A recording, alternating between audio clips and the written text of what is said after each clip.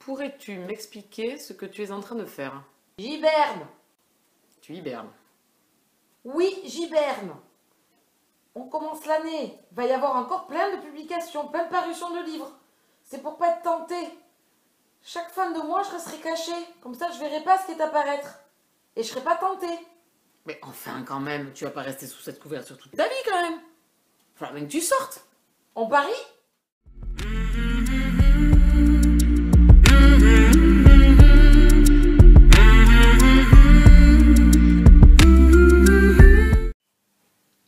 Bien le bonjour et bienvenue sur ma chaîne Au Boudoir de Candy Shy. Aujourd'hui, pour faire les sorties livresques du mois de janvier. Oui, encore trop de sorties, ça recommence. On est dans une spirale, les gars. On ne va pas pouvoir s'en sortir. C'est une tornade. Donc, il y a plein encore de livres qui vont sortir là et que j'ai noté pour vous. Et pour moi. Pas bien. On commence? Allez, on commence toujours pareil. En 2020, on fait toujours pareil qu'en 2019. Hein. On va pas se prendre le chou. Chez Milady, le tome 18 de la saga Petit Changeling, Miroir de pluie de Nalini Singh, qui sort le 22 janvier. Donc c'est une saga que j'adore, que je suis méga à la bourre. Je crois que j'ai le tome 15 mois à lire. Je crois, ou 16, je sais plus. Ou 17. Enfin par là. Du coup, on finissait en cycle, moi, quand j'ai fini, donc peut-être le 15, où on finissait en cycle dans la vie des premiers personnages qu'on a rencontrés. Et je crois qu'on rentre dans une nouvelle ère, puisqu'il y a eu des conflits et tout entre les psys et les changelings. Donc du coup, on arrive sur une nouvelle ère. Donc du coup, je l'ai noté, parce qu'un jour, je me remettrai à jour, petit à petit. L'oiseau fait son nid. Ok, d'accord. Ouais, toujours aussi intéressant ces sorties livresques. Chez Juno Publishing, Incontesté de Nicolas Bella et Aimé Nicole, qui sort le 2 janvier. Donc c'est la couverture en fait qui m'a beaucoup plu. On est dans l'univers de la MMA, donc la MMA pour moi c'est le catch je crois. Le catch ou la boxe, le catch je crois que c'est. Et donc du coup c'est deux personnages qui vont se rencontrer, deux hommes, puisque c'est de la romance contemporaine et même. Et voilà, donc du coup je vais noter. Et ensuite Le Clan des Hauts Lacs, le tome 1 d'Anaël de Léa Gabriel, qui sort le 2 janvier également. Ici on est dans un univers romance paranormale, avec des métamorphes. Donc du coup pareil dans une relation MM, un jeune homme un peu vagabond qui va se faire kidnapper par une meute. Et son chef alpha, je pense, va être dominant avec lui, va essayer de le faire plier, je suppose. Et donc du coup, voilà, c'est leur romance, c'est tout ce que j'en sais. Du coup, je l'ai noté, ça me tentait bien. Je ne les ai pas demandés parce que c'était un peu trop près, là, je voulais me commencer doucement mais sûrement, pas trop en prendre de service presse. Donc, mais je les ai notés parce que ça avait l'air intéressant quand même au niveau des résumés et des couvertures qui me plaisaient bien. Celle-là reste très très sobre, mais des fois ça fait son petit effet avec juste les griffes là sur le blason. Ça me plaisait bien. Chez MXM Bookmark, un que j'attends, mais que je vais craquer, que je vais acheter, c'est certain. Alors peut-être que j'attendrai février, je sais pas. Si ça me démange, je trouve, je le prendrai en e-book d'abord et après je me l'achèterai peut-être qu'au Salon du Livre de Paris en papier. Donc c'est Fragments d'éternité, le tome 2, New York 1954 de Séverine Mican. Regardez-moi cette couverture. Le tome 1 a été un énorme coup de cœur en 2019. Je l'avais lu avant le Salon du Livre de Paris ou après, je sais que l'auteur me l'a signé. C'était un échange vraiment très intéressant. Elle avait fait faire en plus des dessins des deux personnages par une illustratrice magnifique, vraiment. Et puis la lecture était... Voilà, on était à Paris, dans le Paris du début du XXe, à Montmartre. Donc, du coup, il y avait tout ça aussi qui faisait la magie de la romance. La romance était restée assez classique, mais c'est la plume de l'auteur, les sentiments, la poésie qu'elle y met dedans, le lieu, enfin tout ça, on avait l'impression que c'était magique. Donc du coup, il me tarde de lire cette suite où on va se retrouver cette fois-ci en 1954 à New York. Donc du coup, j'ai hâte de lire ça. Ensuite, pareil, une saga que j'avais lu le tome 1. C'est en fantasy, c'était assez différent de ce que j'avais lu jusqu'à maintenant en MM. C'est La riposte des dragons, le tome 2, L'ombre des berserkers de Marlène Gédinac, qui sort le 8 janvier, en e-book. Franchement, le tome 1, j'avais bien aimé, c'était du culot. L'auteur est allé... alors, il n'y a pas une... C'est pas une romance même par entière dans le tome 1, pas du tout même. Je peux pas vous en dire plus parce que sinon je vous casserai la surprise. Mais en tout cas, c'est assez ingénieux. Et la fin du tome, du coup, on se demande qu'est-ce qui va arriver à nos personnages et comment tout ça va avancer pour le personnage principal. Donc du coup, j'ai hâte de... Axel de Courcelles, je crois que c'était, ou de un truc comme ça. Donc du coup, j'ai hâte de... J'avais lu ce roman-là en début d'année dernière et j'avais bien aimé. Donc du coup, je vais lire le second tome. Alors peut-être pas tout de suite dans l'immédiat, mais en tout cas, je me le suis noté parce que ça me tente bien. Ici, on est, comme je vous disais, dans la fantaisie. Hein. Alors ça se passe... enfin, c'est pas fantaisie, c'est un peu médiéval, très difficile à lire. Médiéval, donc historique. On est avec des chevaliers français pendant le conflit entre les rois de France, etc. Donc du coup, j'avais bien aimé. Ce petit bourgeois m'avait beaucoup plu. Et c'est surtout le fil qu'a pris l'auteur pour nous raconter cette histoire. J'ai trouvé ça assez sympa. Alors, je sais qu'il a été mal reçu par moments parce qu'il disait c'est pas une vraie romance elle-même, mais effectivement, mais moi, c'est ce qui m'a plu parce que ça sort des sentiers battus et que du coup, ça m'a beaucoup plu. Ensuite, Médium et plombier, le tome 3, Un secret mortel de J.L. Miro, qui sort le 8 également en e-book. Alors c'est une saga que j'aimerais beaucoup commencer, que je voulais commencer déjà l'année dernière, elle s'était sortie avant le Salon du Livre de Paris, enfin en exclu en e-book et après en papier au Salon du Livre de Paris. Je n'ai pas commencé, j'aimerais bien vraiment commencer cette saga. Ça me plaît bien, ces petites enquêtes à chaque fois. Donc je remercie Raymond, pardon. Toujours aussi constructif. Donc j'aimerais bien. Et ensuite, un pareil que j'aimerais beaucoup commencer, beaucoup lire et tout, mais c'est toujours pareil. On manque de temps l'année, on manque de temps pour lire, même si on en lit beaucoup.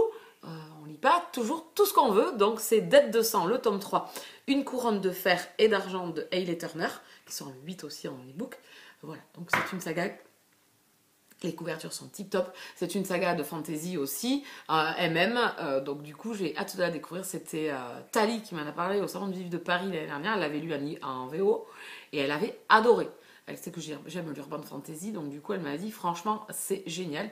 Et bien vous voyez, on a parlé au Salon du Livre de Paris, je n'ai toujours pas commencé. Donc bon, mais peut-être en 2020, sûrement même, j'espère en tout cas. Donc voilà. Ensuite, Going Wild, le tome 3, Bon chien chasse de race, de Candice Ulrich, qui sort le 22 en e-book. Candice Ulrich, j'ai lu Changer de bord et j'ai lu le tome 1 de Going Wild, qui est une saga de romance paranormale dans l'univers des métamorphes, avec un soupçon de MM. Pareil, je pense que c'est pas le fil conducteur, donc du coup ça a surpris certains. Moi, j'ai beaucoup aimé cette histoire de meute, de l'arrivée de Stephen, je crois que c'était le jeune homme qui devient un loup, et du coup, les us et coutumes de cette meute, et sa relation avec Aaron, je crois que c'était le garçon, son chef, son alpha, qui va lui apprendre les us et coutumes des meutes, et en plus, il y a un petit penchant entre ces deux-là. Donc du coup, j'avais beaucoup aimé. J'ai pas eu le temps en 2019 de lire le tome 2, mais voilà, j'ai noté le tome 3 parce que j'aimerais bien poursuivre cette saga. Ensuite, les Chroniques des chasseurs d'ombre, le tome 1, De désir et de sang de FVST qui sort en papier. Donc le mois dernier, il est sorti en e-book, là il sort en papier. C'est une saga que je vais commencer, c'est une saga que je vais acheter, c'est du FVST. Donc du coup, c'est de la romance paranormale, de l'urban fantasy même. Donc oui, tout ça cumulé, toute cette petite liste, du coup moi j'ai envie de lire. Voilà, donc la couverture me plaît beaucoup et j'ai hâte de la découvrir. Je pense que je vais faire ça assez rapidement, peut-être avant le Salon du Livre de Paris, pour peut-être me l'acheter en papier. Donc peut-être, ou au retour du Salon du Livre de Paris pour me l'être acheté en papier, en espérant qu'il y ait l'auteur en dédicace. Donc pourquoi pas. Ensuite, le Clan Bennett, tome 3, Le chant du cœur de T.J. Klune, qui sort le 6 janvier en papier, pareil sorti le mois dernier en e-book, sorti papier là. J'ai envie de commencer cette saga depuis longtemps, je n'ai pas encore eu le temps, je pense que ça va être très prochainement. Voilà, donc bon, toujours pas commencé, hein, mais ouais, on ne peut pas tout lire, c'est pas possible. Donc bon.